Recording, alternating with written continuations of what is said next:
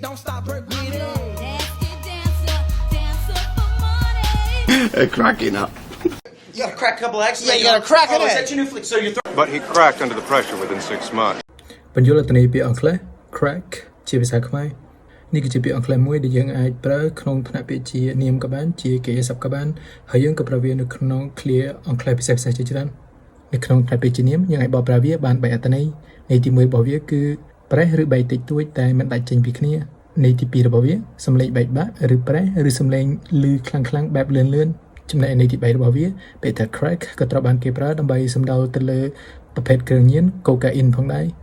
បើថាពាក្យជាកិរិយាសព្ទយើងអាចបកប្រែវាបាន3ផងដែរនោះគឺបំបែកឬបំបាក់អ្វីមួយបន្តិចបន្តួចឧទាហរណ៍ she cracked the egg into the bowl មានន័យថានាងបានបំបែកសុទ្ធដាក់ក្នុងចានន័យទី2របស់វាគឺយើងអាចប្រើជាមួយមនុស្សក៏បានឬក៏ជាមួយវត្ថុក៏បានដែលខូចឬបែកបាក់ពេលមានសម្ពាធឬចាញ់ច្រាបបាក់ឬមិនអាចទប់ឬគ្រប់គ្រងអារម្មណ៍ខ្លួនឯងបានឧទាហរណ៍ she cracked under the stress of exams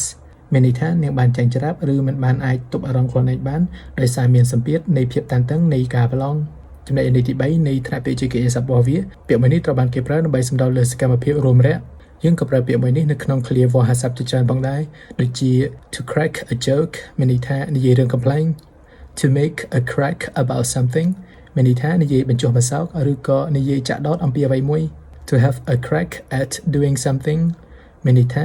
មានឱកាសធ្វើអ្វីមួយ to crack a smile មានន័យថាញញឹមតិចៗ to crack up មានន័យថាសើចខ្លាំងៗដល់ថ្នាក់ទប់អារម្មណ៍មិនបាន to crack the whip មានន័យថាបង្ខំឬពង្រឹងនរណាម្នាក់ឲ្យគោរពវិន័យឬក៏ខិតខំប្រឹងប្រែងធ្វើការ to crack open a bottle មានន័យថាបើកដបស្រាមួយហើយផឹក the crack of dawn មានន័យថាព្រឹកព្រលឹម